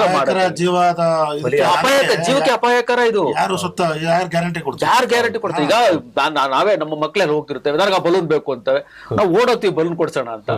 ಆ ಸ್ಪಾಟಿಗೆ ಅದು ಬ್ಲಾಸ್ಟ್ ಆಗುತ್ತೆ. ಯಾಕೆ ಬೇಕಿದು ನಮ್ಗೆ? ಬೇಡವೇ ಬೇಡ. ಇದರಿಂದ ಒಂದಷ್ಟು ಇದನ್ನ ಗೃಹ ಇಲಾಖೆ ಇದಕ್ಕೆ ತುಂಬಾನೇ ಒಂದು ಆಕ್ಷನ್ ತಗೋಬೇಕು ಅಂತ ಈ ಮುಖ ನಾನು ಹೇಳ್ತಾ ಇದ್ದೀನಿ. ಒಂದು ಖುಷಿ ವಿಚಾರ ಇದೆ, ಹೇಳಿ ಸರ್. ಮೇಜರ್ ಧ್ಯಾನ್ ಚಂದ್ ಖೇಲ್ ರತ್ನ ಗೌರವ ಹಾರ್ದಿಕ್ ಸಿಂಗ್ ಹೆಸರು ಶಿಫಾರಸು ಆಗಿದೆ. ನಿಜ ಸಂತೋಷ. ಒಳ್ಳೆ ಕ್ರಿಕೆಟ್ ಇದು ಹಾಕಿನಲ್ಲಿ ಅದನ್ನು ಕೊಡ್ತಾ ಇದ್ದಾರೆ, ಶಿಫಾರಸ್ ಮಾಡಿದ್ದಾರೆ. ಒಳ್ಳೆ ಸಂಗತಿ ಅಂತ ನಾನಾದ್ರೂ ಭಾವಿಸ್ತೇನೆ. ಖಂಡಿತ. ಇದು ಇನ್ನೊಂದು ಒಳ್ಳೆ ಸುದ್ದಿ. ಬ್ಯಾಲಿಸ್ಟಿಕ್ K4 ಕ್ಷಿಪಣಿ ಪ್ರಾಯೋಗಿಕ ಪರೀಕ್ಷೆ ಯಶಸ್ವಿಯಾಗಿದೆ. ಹೌದು, ಸಬ್ಮೇರಿಯನ್. ಖುಷಿ ವಿಚಾರ ಇದು. ಖಂಡಿತ. ಭಾರತದ ಮಧ್ಯಮ ಶ್ರೇಣಿಯ ಬ್ಯಾಲಿಸ್ಟಿಕ್ K4 ಕ್ಷಿಪಣಿಯ ಪ್ರಾಯೋಗಿಕ ಪರೀಕ್ಷೆಯನ್ನ ಬಂಗಾಳ ಕೊಲ್ಲಿಯಲ್ಲಿ ಪರಮಾಣು ಚಾಲಿತ ಜಲಾಂತರ್ಗಾಮಿ ನೌಕೆ INS ಅಧಿಘಾಟ್ನಿಂದ ಮಾಡಲಾಗಿದೆ. ವಿಶಾಖಪಟ್ಟಣದ ಕರಾವಳಿ ತೀರದಲ್ಲಿ ಮಂಗಳವಾರ ಈ ಪರೀಕ್ಷೆ ನಡೆದಿದೆ. ಅದು ಭೂಮಿ ಮೇಲಿಂದ ಉಡಾಯಿಸೋದು ಸರ್ವೇ ಸಾಮಾನ್ಯ. ಆದ್ರೆ ಸಬ್ಮರೀನ್ ಮೇಲೆ, ಜಲಾಂತರ್ಗಾಮಿ ಮೇಲೆ ಇದನ್ನ ಯಶಸ್ವಿಯಾಗಿ ಉಡಾಯಿಸ್ತಿದ್ರೆ ನಿಜವಾಗಿಯೂ ನಾವು ಸೈಂಟಿಫಿಕ್ ಆಗಿ ಟೆಕ್ನಿಕಲಿ ತುಂಬಾ ಅಡ್ವಾನ್ಸ್ ಆಗಿ ಹೋಗ್ತಾ ಇದೀವಿ. ನೀವು ಆಲೋಚನೆ ಮಾಡಿ, ಅದು ಎಷ್ಟು ಪ್ರೆಷರ್ ಇಂದ ಬೆಂಕಿ ಎತ್ತಿ ಮೇಲೆ ಹೋಗುತ್ತೆ. ಪ್ರೆಷರ್ ಎಷ್ಟಿರ್ತದೆ, ಅದನ್ನ ನೀವು ಸಬ್ಮರೀನ್ ಮೇಲೆ ನೀವು ಆರಿಸೋದಕ್ಕೆ ನೀವು ಪ್ರಯತ್ನ ಮಾಡಿ ಯಶಸ್ವಿ ಆಗಿದ್ದೀರಾ ಅಂದ್ರೆ ಇದು ಅಪ್ರಿಶಿಯೇಟ್ ಮಾಡಬೇಕಾದಂತ ವಿಚಾರನೇ. ಖಂಡಿತ ಇದೊಂದು ಪಾಸಿಟಿವ್ ಸೈನ್ ಅಲ್ವಾ ವಿಚಾರ. ಹೌದು. ಆಮೇಲೆ ಒಡಿಸ್ಸಾದಲ್ಲಿ ಪ್ರಮುಖ ನಕ್ಸಲರ ಹತ್ಯೆ ಆಗಿದೆ. ಜಂಟಿ ಕಾರ್ಯಾಚರಣೆಯಲ್ಲಿ 6 ಮಾವೋವಾದಿಗಳನ್ನ ಹತ್ಯೆ ಮಾಡಲಾಗಿದೆ.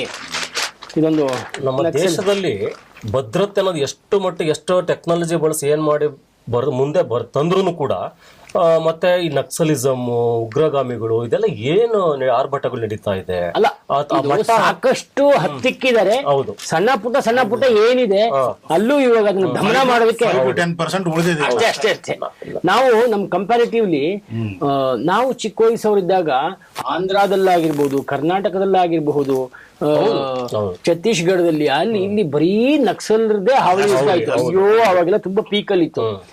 ಇವ್ರಿಗೆ ಆಗ ಏನ್ ರಾಜ್ಯ ಸರ್ಕಾರ ಸರ್ಕಾರಗಳು ಏನೇನಿತ್ತು ಅವ್ರಿಗೆ ಅದೇ ಬೇಕಾಗಿತ್ತು. ಅದನ್ನ ಅವ್ರು ಚೆನ್ನಾಗಿ ಕಾಪಾಡ್ಕೋತಾ ಇದ್ರು ಕೂಡ. ಈಗ ಅದೆಲ್ಲವೂ ಆಲ್ಮೋಸ್ಟ್ ದಮನವಾಗಿದೆ. ನೀವು ಹೇಳಿದಾಗೆ ಒಂದು 10% ಮ್ಯಾಕ್ಸಿಮಮ್. ನಾನು ಈ ಮಧ್ಯದಲ್ಲಿ ಒಂದು ವಿಚಾರ ಹೇಳಕ್ ಇಷ್ಟಪಡ್ತೀನಿ. ಹೇಳಿ. ನಕ್ಸಲಿಸಂ ಅವ್ರು ಏನ್ ಹೇಳ್ತಾರೆ, ನಮ್ಮ ಬೇಡಿಕೆಗಳನ್ನ ಈಡೇರಿಸ್ಕೊಳಕ್ಕೆ ಇದಕ್ಕೆ ಇಳಿದಿದೀವಿ ಅಂತ ಹೇಳ್ತಾರೆ, ಅಥವಾ ತಮ್ದೇನೋ ಹಸಿವಿದೆ ಅದನ್ನ ತೀರಿಸ್ಕೊಳಕ್ಕೆ. ಅದೇ ಬಂದೂಕೆ ಅನ್ನೋದಕ್ಕೂ ಉತ್ತರ ಅಲ್ಲ ಸರ್. ಖಂಡಿತ ಬಂದೂಕಿನಿಂದನೇ ಉತ್ತರ ಪಡ್ಕೊಳ್ಳೋದು ತಪ್ಪು ಅಂತ ನನ್ನ ಭಾವನೆ. ಅದು ಆಗ ಒಂದು ಕಾಲದಲ್ಲಿ ಅವಾಗ ಕಮ್ಯುನಿಸಂ ಜಾಸ್ತಿ ಇದಿತ್ತಲ್ಲ, ಹೌದು. ಆಗ ಇವರೆಲ್ಲ ಹುಟ್ಕೊಂಡಿದ್ರು. ಇವಾಗ ಅಂತಹ ಕಮ್ಯುನಿಸಂ ಎಲ್ಲ ನಮ್ಮ ಇಡೀ ಭಾರತದಲ್ಲಿ ತುಂಬಾ ಕಡಿಮೆ ಅಲ್ವಾ ರೆಡ್ಡಿ ಗಾರು? ಖಂಡಿತ ಸರ್, ನಮ್ಮಲ್ಲಿ ಏನಿದ್ರು ಮಾತಿಲ್ಲ ಅದರಲ್ಲಿ.